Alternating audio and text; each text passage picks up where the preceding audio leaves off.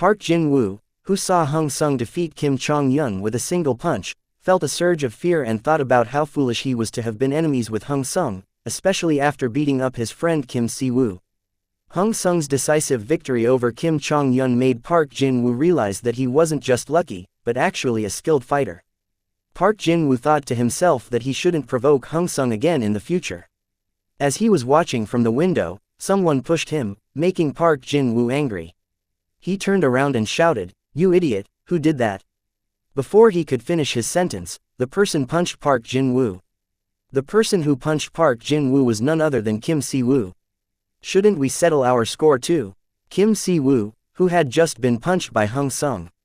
A while ago, after Kim Si-woo involved Hung Sung in beating up Bae Seong-ho's underlings, he walked up to Hung Sung and asked if he had a plan, offering to go with him to take on the gang. Hung Sung turned around and said, "You promised not to get involved in a fight that wouldn't benefit you." Kim Si-woo was taken aback and said, "What do you mean? Are you planning to take on Shin Young-min's gang alone?" Hung Sung nodded and said, "I know what you're worried about, but you'll get hurt if you get involved. They might send even more people to take you down." "I know, but I have to do this. Can't we just resolve this if someone intervenes?" Kim Si-woo said, trying to convince Hung Sung. Hung Sung turned around and said, "There's something you can do for me if you really want to help. Get revenge on Park Jin-woo for me." Back to the present, after being punched, Park Jin-woo shouted in anger, "Are you crazy? Do you think you're tough because you're with Hung Sung? Let's settle this, you idiot. We'll beat you to a pulp and make you transfer schools." Park Jin-woo immediately throws a punch at Kim Si-woo, but Kim Si-woo quickly kicks Park Jin-woo, sending him stumbling backward. Park Jin-woo, feeling extremely embarrassed after receiving a direct kick from Kim Si-woo, becomes enraged. He's humiliated in his own territory, and to make matters worse, it's happening in front of his classmates. Park Jin-woo, in a fit of rage, launches punch after punch, but none of them land on Kim Si-woo. As Kim Si-woo dodges each blow, he asks, "Do you have any last words?" Hearing this, Park Jin-woo's anger intensifies, and he tries to grab Kim Si-woo, but Kim Si-woo beats him to it, kicking Park Jin-woo's chin with tremendous force, causing him to lose his balance and fall. Before Park Jin-woo hits the ground, Kim Si-woo lifts his foot high and slams it down onto Park Jin-woo's face. The scene shifts to Hung Sung, who has just taken down 4 of Bae Seong-ho's men. Seeing his friends defeated, Bae Seong-ho becomes furious. His carefully laid plan has fallen apart against Hung Sung. What was supposed to be a numbers game turned out to be no match for Hung Sung. The students watching the fight are both amazed and nervous. This is the 4th person Hung Sung has defeated. Will he take down the entire second year by himself? That's what's on every student's mind as they watch the battle between Hung Sung and Shin Young-min's gang. "Stop!" Bae Seong-ho yells, fed up with the situation. His plan to overwhelm Hung Sung with numbers has failed miserably. Hung Sung releases the person he's fighting and says, "I'll take you on now. Honestly, I don't hate you, but thinking you can win against us is just laughable," Bae Seong-ho says with a serious look. Hearing this, Hung Sung smiles and says, "I act like this because you all are amusing." With that, Bae Seong-ho throws a punch directly at Hung Sung's face, and Hung Sung retaliates with a punch of his own. They start exchanging blows, with Hung Sung not dodging a single punch. He looks like he's enjoying the fight immensely. Watching Hung Sung take punches without flinching and trading blows with him leaves Bae Seong-ho confused. Is Hung Sung aiming to see who will fall first? Does the difference in their weight classes not matter to him? How long will this go on? These are the thoughts running through Bae Seong-ho's mind. A short while later, Bae Seong-ho, who can't keep up with Hung Sung's exchange, is no longer able to fight. Hung Sung grabs Bae Seong-ho's hair and delivers a final punch straight to his face, knocking him out cold. The 4 remaining students who watched Bae Seong-ho lose can only stand frozen like statues.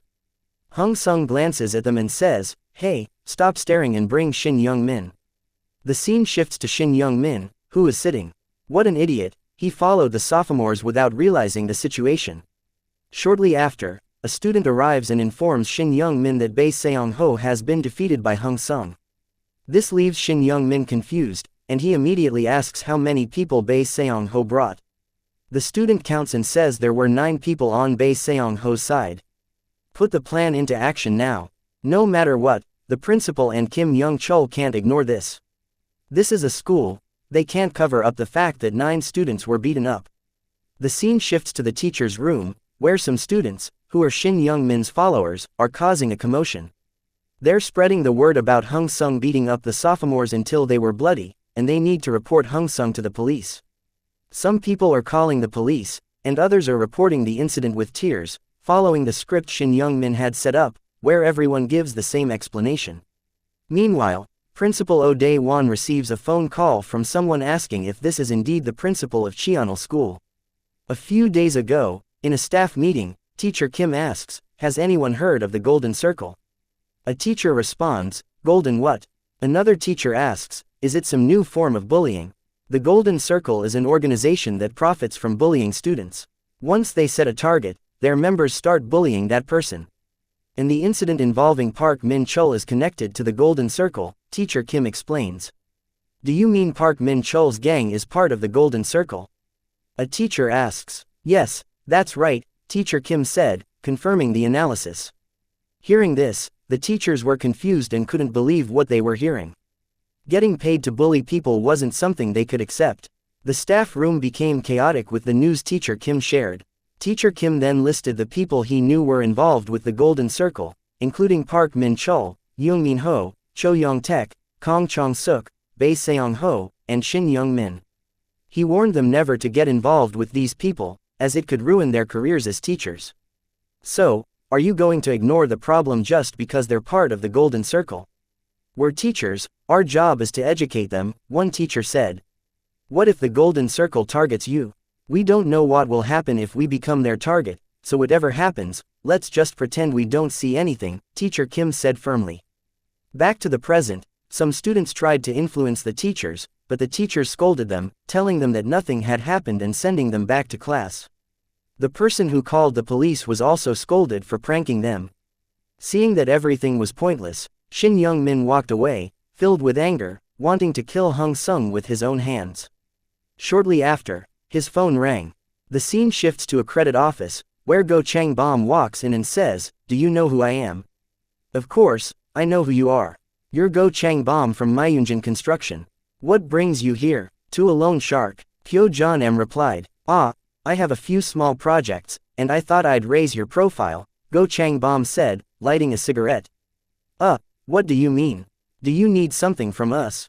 Kyo John-m asked, standing up, seeing an opportunity to build a relationship with Myunjin Construction. "It's simple. Hand over the contract for, if I'm not mistaken, Shin Min-suk," Go Chang-bom said. Back to Shin Young-min, who was being yelled at by someone on the phone. "What are you doing there, you bastard? What did you say to my father?" Shin Young-min said, sounding a bit nervous. "Don't you know who Kim Yun-sung is? You're brave to mess with him. Don't ever touch him. If you don't want the loan sharks to kill your father at home, then don't even think about doing anything," the voice on the phone warned. Hearing this, Shin Young-min realized how serious the situation was. "Ahem, hey Young-min. I'm Go Chang-bom," Go Chang-bom said from the other end of the line. "Listen carefully. From now on, there will be some red stickers on your front door. That means your father has been blocked, and your poor family still has debts. Those debts will fall on you. Do you want to inherit them? Do you think the loan sharks care about things like that? In other words, your life is over. But there's a way to survive. You can let Hung Sung beat you up like a dog. Isn't that just being a coward?" Shin Young-min said. "Coward? Are you stupid? There's no cowardice in a fight. If you win, you're the king. Be careful, I'm not talking nonsense," Go Chang-bom said coldly. After that, Shin Young-min went to meet Hung Sung. When Hung Sung saw Shin Young-min approaching, he said, "You're here too."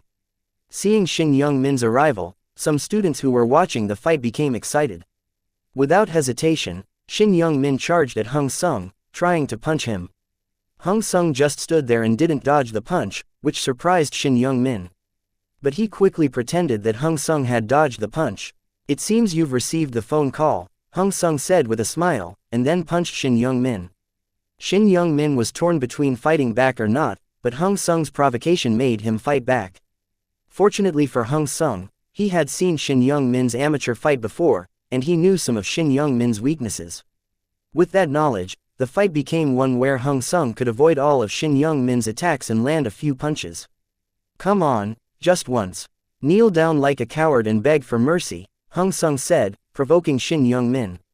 The intense fight between them finally reached its peak when Shin Young-min tried to punch Hung Sung, but Hung Sung dodged and countered with a punch that,